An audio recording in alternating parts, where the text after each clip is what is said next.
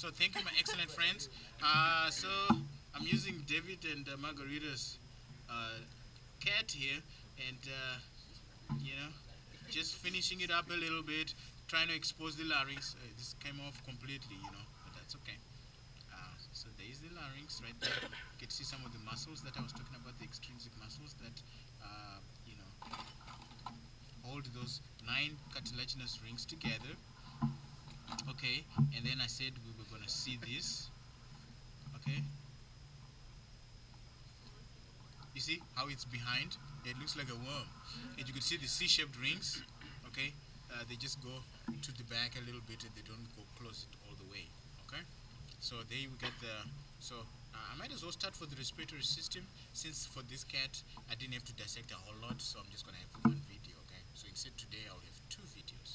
One for the respiratory system, which I'm going to start now, and then the other one for the digestive system. Okay, so okay, my excellent friend, chime in when you know the answer. What is this right here?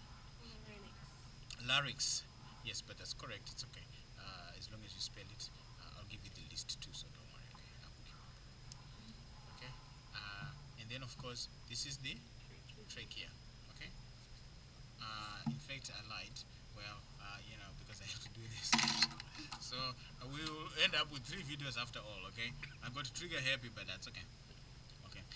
You see, because these guys did remove the pericardium, so we don't have to do that. Okay. So now we are actually exposing the bronchi, and we have to cut on this side like that. So what are we doing here? We are cutting the pulmonary veins, the pulmonary arteries that are supplying and draining the liver, the heart, the lungs to pick up oxygen, like we were talking about. Okay. What's up, my good friends? This your cat. They infused too much. The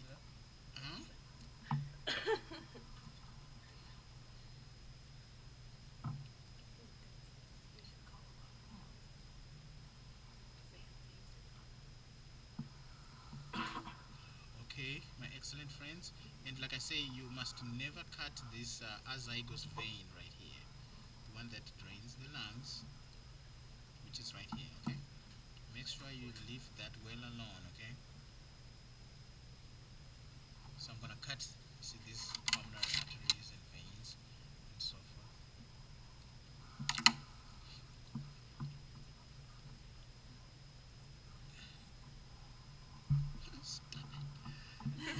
You know how do a kid, when you're at the mall and your kid is acting up. Kids like to act up when there's people around, because it's only for show.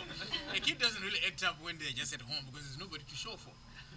So, and then I see the mom getting really annoyed. They're trying to do all these faces and stuff, and the kid says, oh, and that's when the kid actually does more stuff.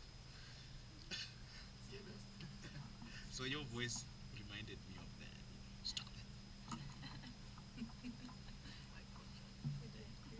Yeah, but moms have developed a look that, when they give that one, the kid will go, okay, I'm sorry. I know if you're your mom like that, you know how that goes. She gives you one look and you stop it. Just one look.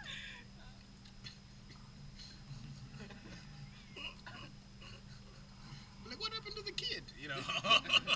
The kid was happy and doing his thing, and then mom gave one look. And the kid is all silent and well behaved.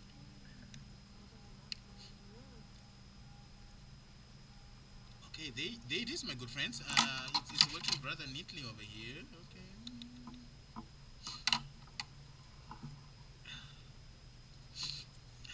My nose is kind of sort of needing. So there it is.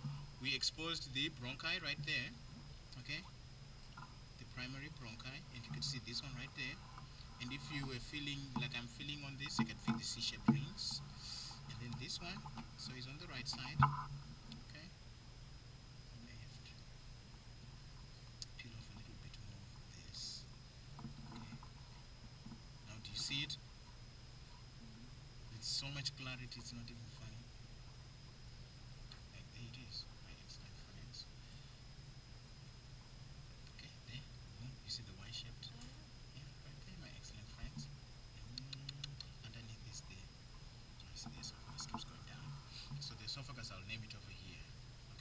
So we are done um, exposing the bronchi. Yes, go ahead, my friend.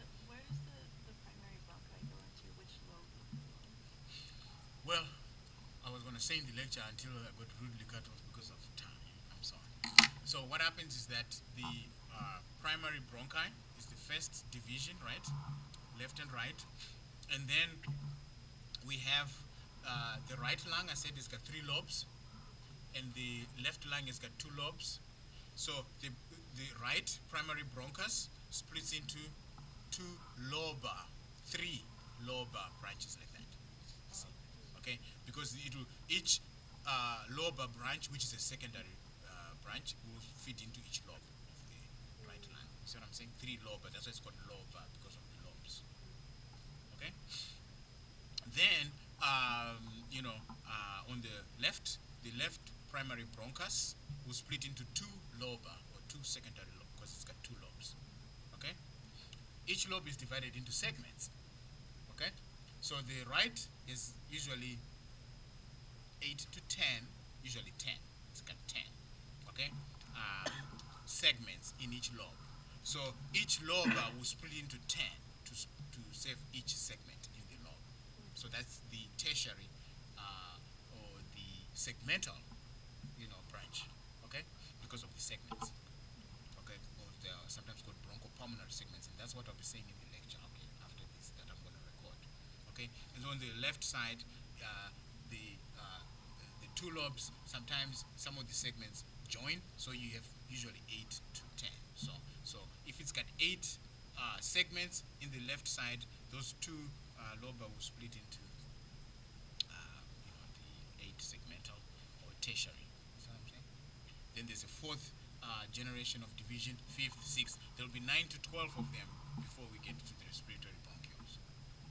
Okay, so it really, and that's the inverted tree that we were talking about. Okay, so I'm gonna stop this and make it our dissection part. So my excellent friend.